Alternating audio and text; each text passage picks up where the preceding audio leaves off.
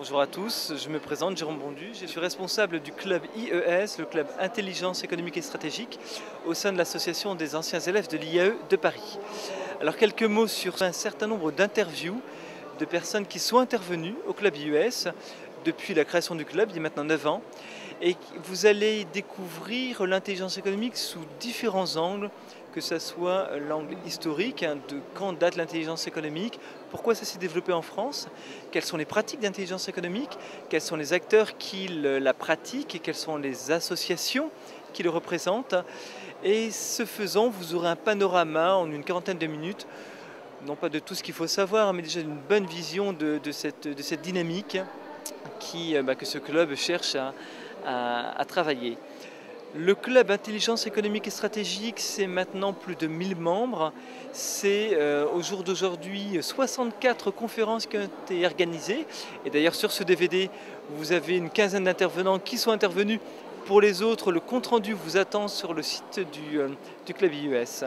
Ce club, c'est 10 conférences par an. Je vous y invite bien évidemment. Vous trouverez le planning des conférences sur le site des anciens élèves de l'IAE. Venez, vous aurez toujours le même schéma, c'est-à-dire un conférencier qui pendant 1 heure va vous présenter un thème, un débat avec la salle et un cocktail. Parce que bien évidemment ce club a pour ambition, entre autres, mais a pour ambition de créer un réseau entre professionnels pour l'échange d'informations et une progression constante sur ce domaine extrêmement intéressant mais aussi très évolutif où il faut sans cesse être tenu au courant de ce qui se passe parce que les deux composantes de l'intelligence économique, les réseaux humains et la technique et les outils, les systèmes de veille évoluent très vite. Merci et à très bientôt. Maître Frémaux, bonjour, vous êtes avocat et vous êtes intervenu au club IES sur un thème qui vous est cher, celui de la responsabilité pénale des dirigeants. Alors, pour le néophyte, quel est l'enjeu, quel est le problème et en quoi il y a un message particulier pour les professionnels de la veille et de l'intelligence économique ? Les professionnels de l'intelligence économique, qu'on appelle maintenant sécurité économique, sont avant tout des dirigeants d'entreprise. Comme tout dirigeant d'entreprise, il y a une responsabilité permanente, qu'elle soit civile ou qu'elle soit pénale.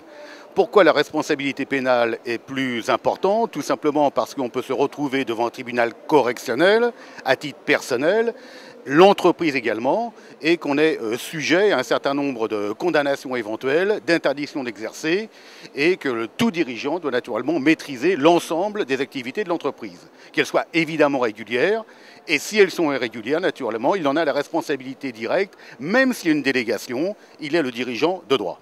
Est-ce que vous pouvez nous mettre en contexte, contextualiser ce qui concrètement peut arriver à un chef d'entreprise en la matière ? Oui, le domaine de l'intelligence économique ou de la sécurité économique est un domaine qui est quand même très particulier.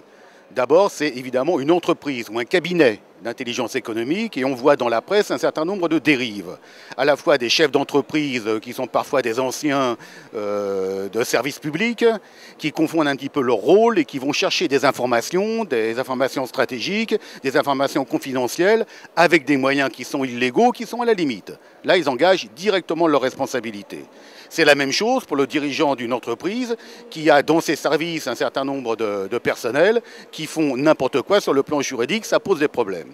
On voit également à l'inverse un certain nombre d'entreprises dont le savoir-faire est pillé par divers salariés, on parle souvent de stagiaires, étrangers en particulier, et de plus en plus on voit dans le domaine pénal soit des poursuites contre des salariés ou des gens qui viennent de l'entreprise vérifier ce que fait l'entreprise, ou des dirigeants sur le plan pénal qui ont franchi les limites. Les grandes tendances, elles sont de deux sortes.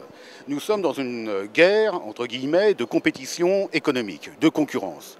Il faut aller chercher à l'extérieur parfois, dans certains pays ou chez nous, un certain nombre de renseignements pour faire progresser tel ou tel secteur d'activité. On connaît les grands pays traditionnels, c'est pas besoin de les citer, qui ont la culture du renseignement à l'extérieur et qui, à partir de la culture du renseignement à l'extérieur, y compris dans le moindre détail qui nous apparaît, nous, peu important, arrivent après à bâtir des industries sur la base de ce qui a été copié, pillé, ou de renseignements qui ont été obtenus dans des conditions qui sont un peu à la limite de la légalité. C'est donc un enjeu considérable, c'est un enjeu considérable pour la France, pour les entreprises françaises, les PMI, PME en particulier, qui ne sont pas très outillés et qui doivent protéger ce qu'ils savent savent et protéger leur marché, y compris à l'extérieur. Alors oui, régulièrement dans la France, on voit des pays asiatiques, on voit des pays de ce continent-là, qui envoient des stagiaires, qui envoient des missions, qui rachètent des machines, qui rachètent des industries, même qui n'ont aucune activité économique, même pour avoir le savoir-faire et le capital, à travers le capital humain, prendre une partie de notre patrimoine économique.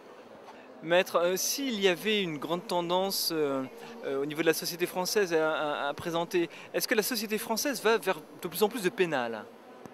Oui, la tendance actuelle, c'est de renvoyer les responsables d'une manière générale, qu'ils soient du domaine politique, qu'ils soient du domaine sociétal et du domaine économique, vers les tribunaux correctionnels. Pourquoi? Parce que le public veut, pour des principes d'égalité qui sont évidents, que les puissants, si je puis dire, ou les responsables, ou en tous les cas les chefs d'entreprise, répondent de leurs actes. Et pour répondre de leurs actes, on les envoie maintenant vers la procédure pénale, vers les tribunaux correctionnels, où le chef d'entreprise est obligé de comparaître personnellement. Il ne peut pas dire « j'ai délégué à tel ou tel de mes collaborateurs, je ne savais pas ce qui se passait chez moi ». On veut qu'ils répondent de ces actes. Et on va vers une politique judiciaire qui est de plus en plus pénale, donc dangereuse, à la fois pour les chefs d'entreprise, pour leurs collaborateurs et éventuellement pour leurs conseils. Donc les sociétés, les entreprises, les cabinets qui font de l'intelligence économique ont une double responsabilité.